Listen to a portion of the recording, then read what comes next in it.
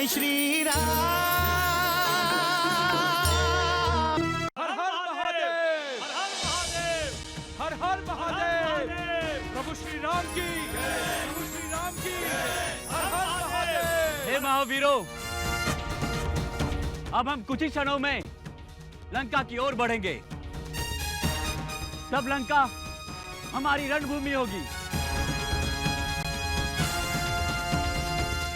हम युद्ध करने निकले हैं, एक ऐसा युद्ध जो धर्म और अधर्म का युद्ध है। प्रभु श्री राम की, प्रभु श्री राम की, हर हर महादेव, हर हर महादेव, हर हर महादेव, हर हर महादेव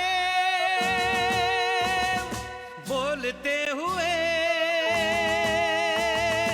हर हर महादेव बोलते हुए, राम काम को उतावले, केसरिया ध्वज लिए, रण विजय का प्रण किए, वीर संग्राम के चले, वीर संग्राम के चले।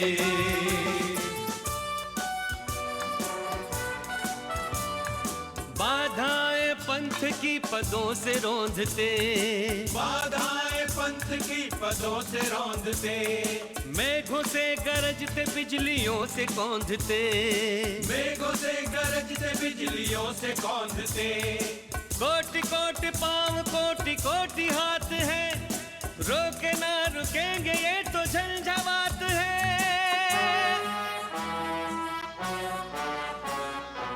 एक लक्ष्य है सबकी एक लगन, एक लक्ष्य है सबकी एक लगन, राम का मनोरथ फले, केसरिया ध्वज लिए, रण विजय का प्रण किए, वीर संग्राम के चले, वीर संग्राम के चले।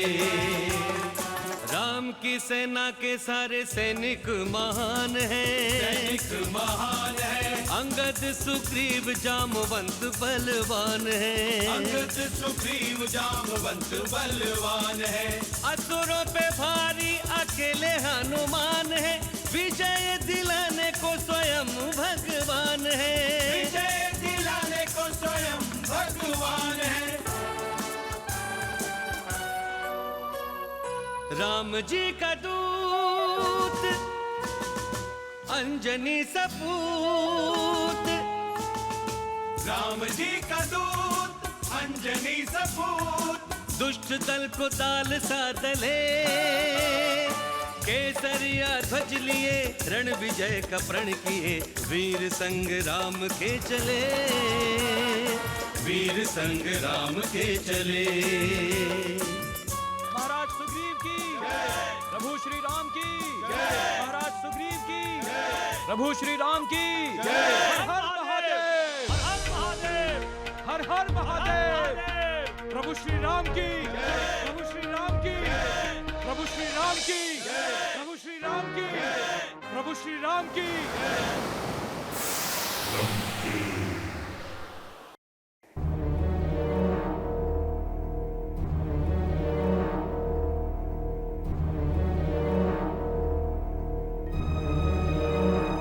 स्वामी। महारानी, आप इतनी व्याकुल क्यों हैं? क्या हुआ? मुझसे कहिए। बार बार अपशगुन हो रहे हैं। आप मेरी बात मानिए, राम से शत्रुता मत कीजिए। आप चिंता ना करें। दशानन जिससे शत्रुता करता है, चिंता वो करते हैं। श्री रघुनंदन राम का एक वानर सैनिक लंका में आकर जो उत्पात मचा के गया है, उससे अब तक सभी भयभीत हैं। जब से आप सीता को लंका में लाए हैं, आप स्वयं भी अशांत हैं और पूरी लंका भी।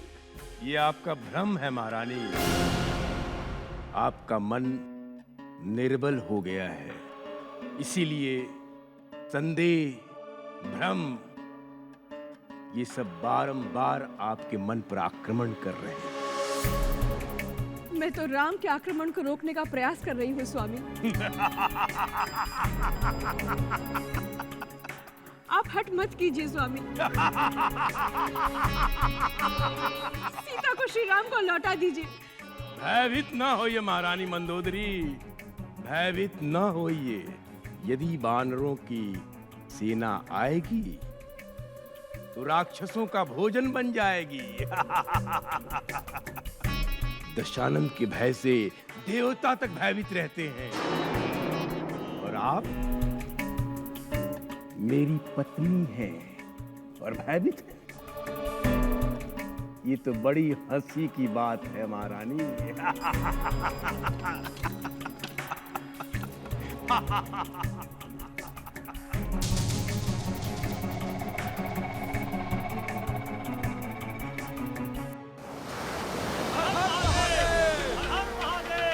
हर हर महादेव, हर हर महादेव, हर हर महादेव, हर हर महादेव। वानरों का यह उत्साह मुझे अपनी विजय के लिए उत्साहित कर रहा है महाराज सुग्रीव। भैया, अभी तक हमने इस बात पर विचार नहीं किया कि लंका पर चढ़ाई करने के लिए हम इस विशाल सागर को पार कैसे करेंगे।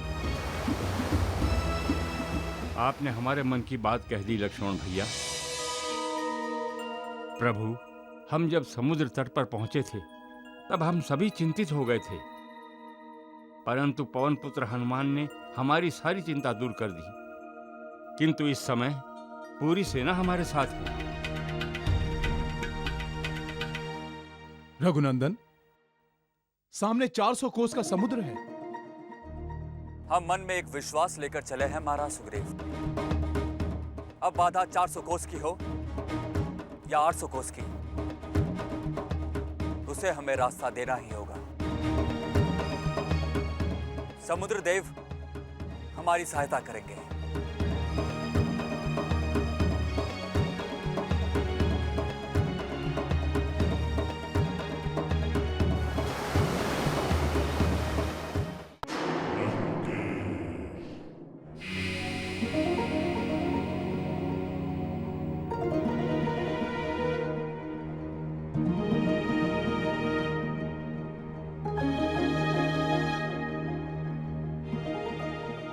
माता त्रिजटा, ये सब मेरी तरफ देखकर क्या बातें कर रही हैं?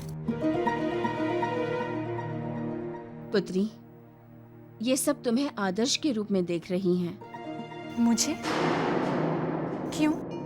सीता, जब तुम कहती थी कि प्रभु श्री राम तुम्हें लेने के लिए लंका आएंगे, तो दशानन की इस लंका की एक भी स्त्री तुम्हारी इस बात पर विश्वास करना नहीं चाहती थी। ये सब तुम्हें मूर्ख समझती थी।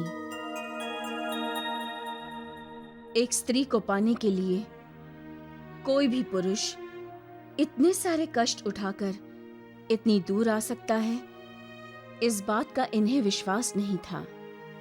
कोई भी पति अपनी पत्नी से इतना प्यार कर सकता है, ये सब इनकी सोच से परे था। आज तुमने और प्रभु श्री राम ने प्रेम और विश्वास की परिभाषा ही बदल दी है। आज ये सभी जान गई हैं कि पत्नी पति का अभिमान होती है। पत्नी पति की आत्मा होती है। यहाँ की पत्नियों को कभी ऐसा पति मिला ही नहीं सीता। इन्होंने कभी ऐसे प्रेम का अनुभव किया ही नहीं,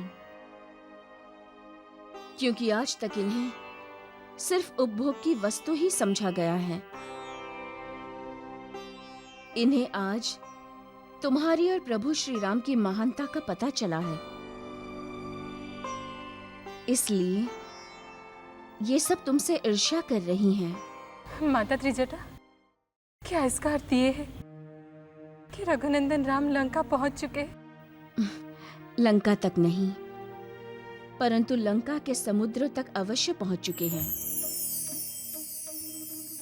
अब तुम्हारे और प्रभु श्री राम के बीच में सिर्फ समुद्र है पुत्री।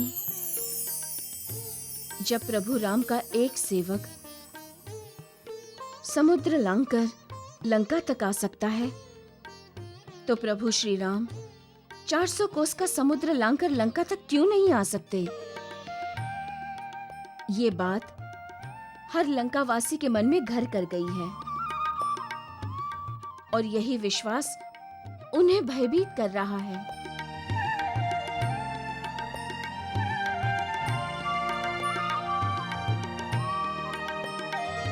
सीता, स्वयं लंकेश भी चिंतित है। इसलिए विचार विमर्श करने के लिए उन्होंने मंत्रियों की एक सभा बुलाई है।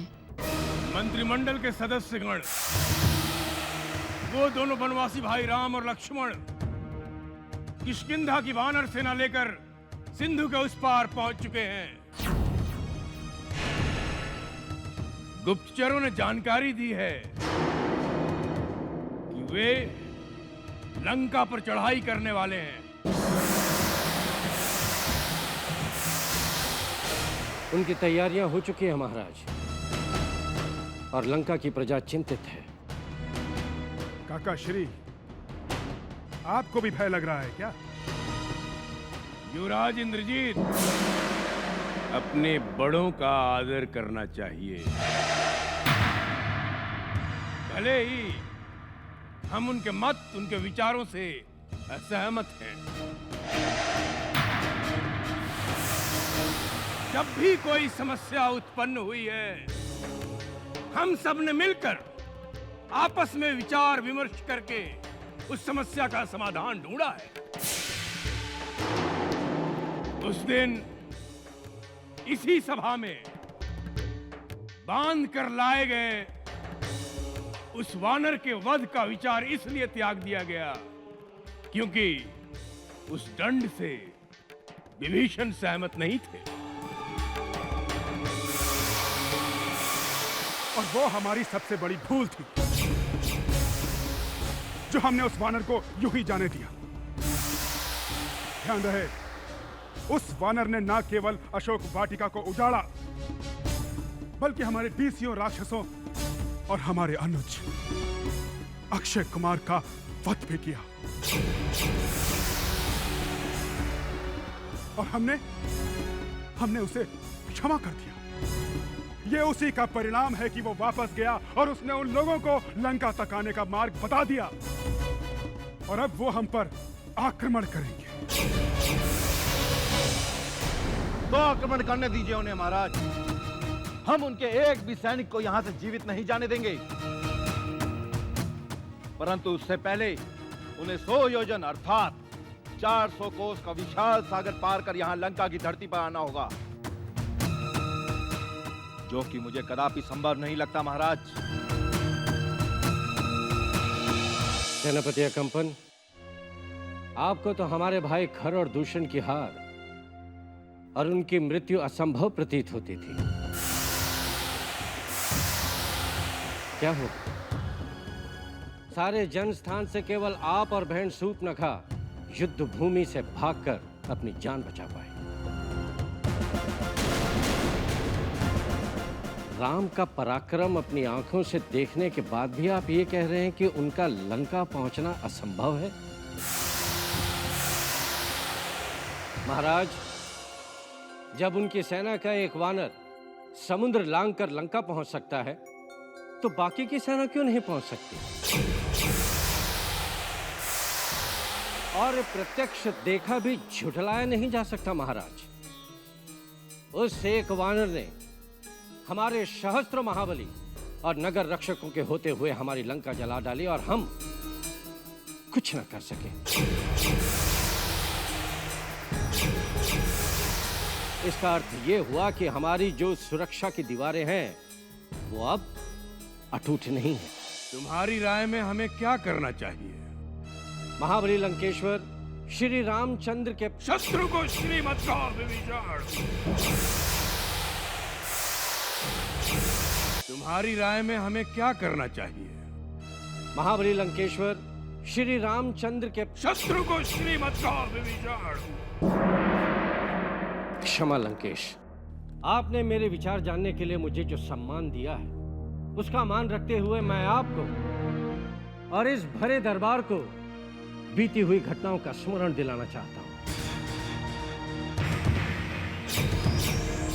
मैं लंकापति रावण के घावों पर नमक नहीं छिड़कना चाहता, अपितु आप सबको सच्चाई से अवगत करवाना चाहता हूं।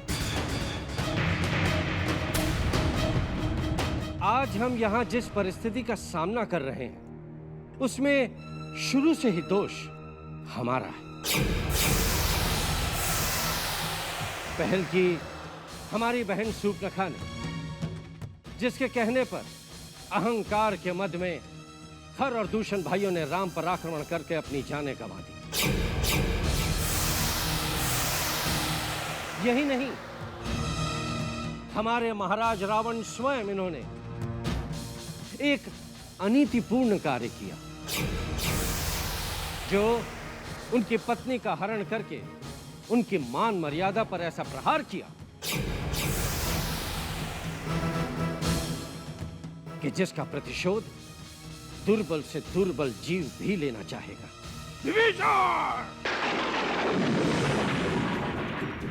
बात सत्य है महाराज। मेरे विचार से इस भूल को सुधारने का और युद्ध के संकट को टालने का हमारे पास केवल एक ही उपाय है, और वो ये महाराज कि हमें देवी सीता को आदर सहित उनके पति के पास पहुंचा देना चाहिए। क्षमा करें लंकेश्वर, ज्ञानियों ने कहा है कि जो मनुष्य अपना कल्याण, अपना यश, सुबुद्धि और सब प्रकार के सुख चाहता हो, उसे पराई स्त्री के ललाट का ऐसा त्याग करना चाहिए जैसे चौथ के चंद्रमा का त्याग किया जाता है।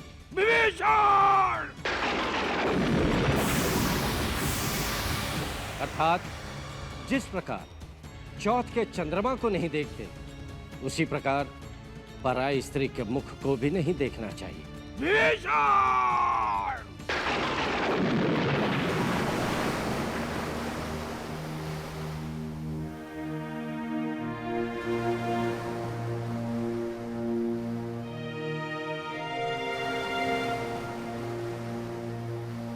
लक्ष्मण, हनुमान, समुद्र सब नदियों का स्वामी है, इसीलिए समुद्र में सभी तीर्थ माने जाते हैं।